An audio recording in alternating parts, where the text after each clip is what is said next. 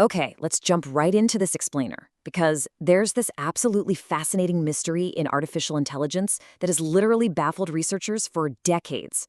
It's a paradox sitting right where computer science, evolutionary biology, and robotics all kind of crash into each other. Like, why does our current AI seem like absolute magic in some areas, but then completely helpless in others? Well, today, we're unpacking Moravec's paradox. We are living in a pretty bizarre technological reality right now, aren't we? Think about it. On one hand, we have these large language models that can pass the uniform bar exam, draft insanely complex legal contracts, and write perfect computer code in seconds, literally seconds. Our digital models are absolute geniuses, but try to put that exact same level of intelligence into a physical robot. It totally falls apart. It struggles to do something as basic as folding a crumpled t-shirt or just stepping onto a cluttered front porch. We've basically built systems with the minds of savants, but the physical capabilities of toddlers. And this massive, glaring capability gap between digital intelligence and physical action forces us to ask a really foundational question. Why on earth can an AI pass the bar exam in seconds, but can't safely and reliably empty a dishwasher? It just feels completely counterintuitive, right? We naturally assume that passing a rigorous professional exam is the inherently hard problem, and putting away a ceramic plate is the easy one. But as we're going to see, AI development has proven our human intuitions completely backwards. The answer to all this actually lies in Moravec's paradox. This concept was formulated way back in the 1980s by AI pioneers like Hans Moravec, Rodney Brooks, and Marvin Minsky. And they realized something super profound. Contrary to what everyone assumed, high-level reasoning, things like logic, mathematics, playing chess, actually requires very little computation. But low-level sensorimotor skills, perception, mobility, keeping your balance, those demand enormous computational resources. Basically, the hard stuff is easy, and the easy stuff is incredibly hard. Hans Moravec spelled this out perfectly in his 1988 book, Mind Children. He wrote that it's comparatively easy to make computers exhibit adult-level performance on intelligence tests or playing checkers, but difficult or impossible to give them the skills of a one-year-old when it comes to perception and mobility. And this brilliantly hits the nail on the head. The cognitive tasks we humans think of as so intellectually demanding, they're actually quite easy to program. Meanwhile, the physical skills a child masters without even thinking about it are monumental engineering hurdles. To really ground this in reality, let's look at the data gap we are still seeing in 2026. Take a super simple chore like folding a piece of laundry in a messy room. A human 5-year-old who, let's be honest, might fold it a bit clumsily but still gets it done, operates at roughly an 88% success rate. Now, contrast that with a state-of-the-art 2026 humanoid AI, specifically the Pi 0.5 model. Even after tens of thousands of hours of training by human operators, it hits only a 15% success rate. Just think about that. That is a massive 73-point gap where human physical intuition still drastically, completely outperforms cutting-edge multi-million-dollar AI. So why exactly does this happen? Well, it all comes down to our biological timeline. You see, natural selection spent roughly 1 billion years perfecting our physical perception and motor skills. This deep evolutionary R&D makes movement, balance, and vision entirely unconscious and effortless for us today. Abstract thought, on the other hand, math, language, logic, that's a brand new evolutionary party trick. It's maybe only 100,000 years old.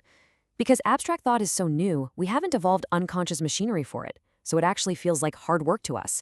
But biologically speaking, playing chess is a simple little add-on compared to the impossibly complex, subconscious machinery required to just catch a tossed ball. And because of our specific biology, we constantly fall victim to a cognitive illusion known as human projection. Basically, we falsely judge AI using our own human frameworks. Think about it.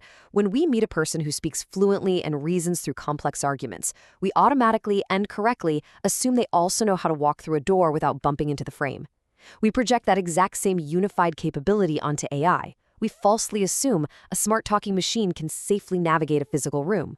But with AI, linguistic fluency and physical agility are completely disconnected. They're totally separate things. Which leaves modern engineers facing this monumental, almost existential challenge. How exactly do we compress 1 billion years of evolutionary optimization into a robot's brain? I mean, if you remember those old viral videos of highly advanced DARPA robots just dramatically face-planting while trying to turn a doorknob, you've seen this challenge in action.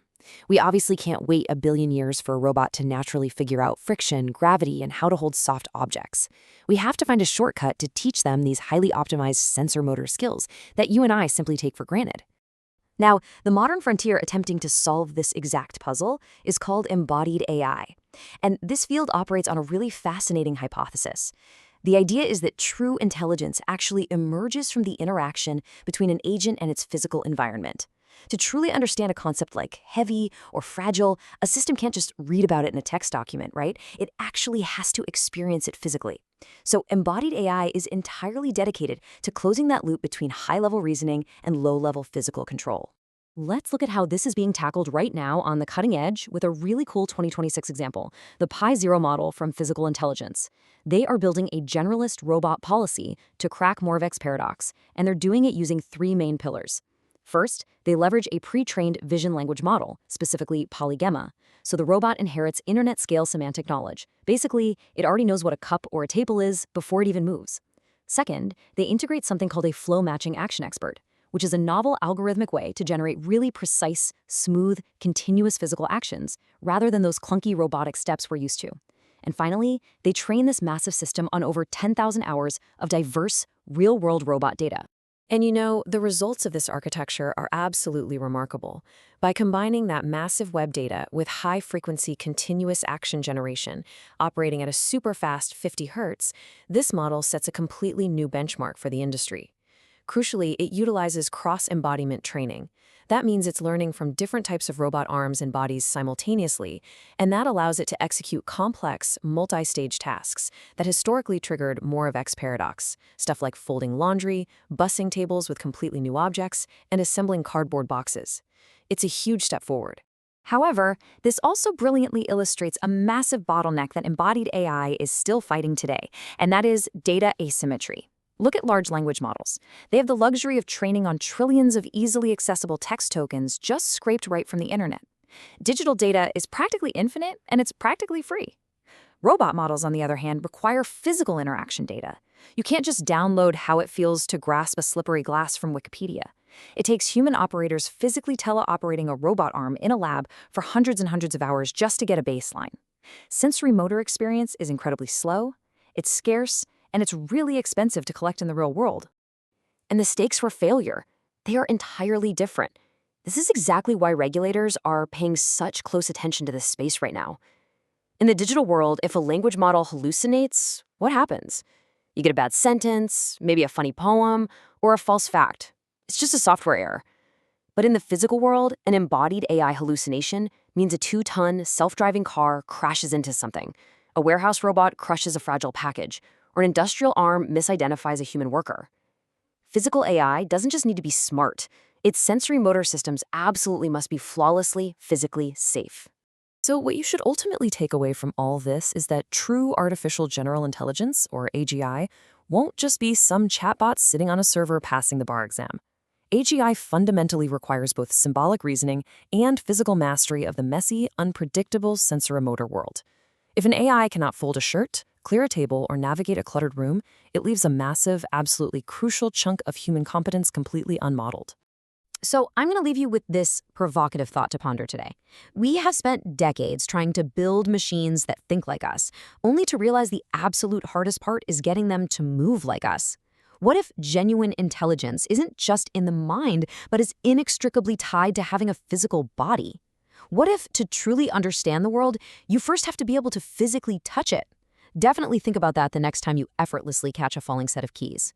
Thanks so much for joining me for this explainer, and as always, keep questioning the world around you.